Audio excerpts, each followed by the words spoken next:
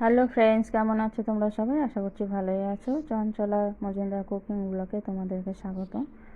আর দেখো, আজকে আমি বানাচ্ছি চিনির প্যাড়া সন্দেশ। তো প্রথমে এখানে আমি 2 লিটার দুধ নিয়েছি। দুধটাকে আগে থেকে বেশ কিছুক্ষণ জাল করে নিয়েছিলাম।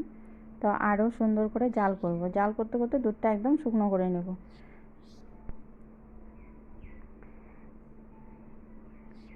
তো জানো, দুধ জাল হতে একটু অনেকটা সময়ই লাগে। তো সময় ধরে এটা ধৈর্য ধরে করতে হবে। আর এখানে আমি দিয়ে দিলাম একটা গোটা এলাচ। তো দুধটা অনেকটা কমে এসছে, আমি আরও কিছুক্ষণ জাল করে নেব।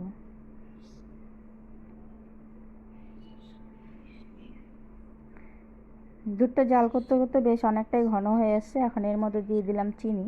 তো চিনিটা পরিমাণ বুঝে দিবে, কারণ দুধ যেহেতু, দুধটা শুকনো হয়ে গেলে আরও অনেকটা গাঢ় হয়ে যায়, মিষ্টিও হয়ে যায়। তো এখানে আমি আরেকটু দিয়ে দেবো গুঁড়ো দুধ, দুধের ঘনত্বটা তাড়াতাড়ি করার জন্য। তো দেখো, আমি গুঁড়ো দুধ দিয়ে দিয়েছি এর মধ্যে, একটু ঠান্ডা দুধের মধ্যে, ঠান্ডা বলতে হালকা ঠান্ডা, ওই দুধে গুঁড়ো দুধটা মিলিয়ে আমি এখানে দিয়েছি। দিয়ে আরও অনেকটা টাইম ধরে নাড়াচাড়া করে নিয়েছি। এখন এইভাবে লাগাতার নাড়াচাড়া করতে করতে আমি একদম ক্ষীরটাকে ঘন করে নেব।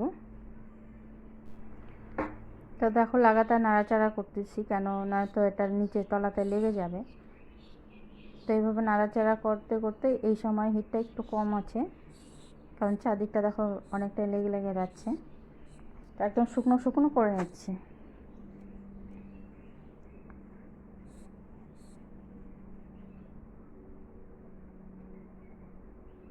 তবে অনেকটাই শুকনো হয়ে এসছে। এখন আমি এটাকে নামিয়ে ঠান্ডা করে নেব।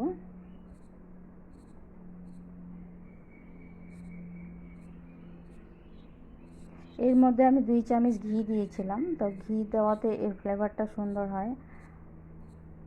আর এখানে দেখো, নামিয়ে ঠান্ডা করে নিয়েছি, অনেকটা ঠান্ডা এখনও হয়নি। তো আর একটু ঘি লাগিয়ে নিচ্ছি। ঘি লাগিয়ে সুন্দর করে একটু ম্যাশ করে নেব। তো আমারটা একটু নরম নরম আছে, তোমরা চাইলে আর একটু শুকনো করে নিতে পারো। এখন এগুলোকে গোল গোল করে প্যাড়া শেপ দিয়ে নেব।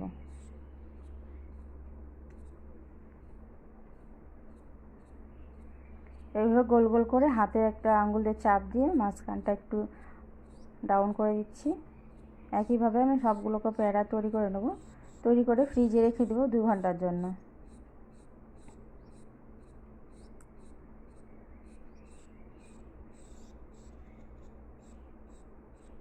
দেখো, সবগুলো তৈরি করে নিয়েছি আর আমি ফ্রিজে রেখেছিলাম, ফ্রিজ থেকে বের করে নিয়েছি। আশা করছি ভিডিওটা তোমাদের কাছে ভালোই লাগবে। আর এইভাবে হলেও একবার বাড়িতে বানিয়ে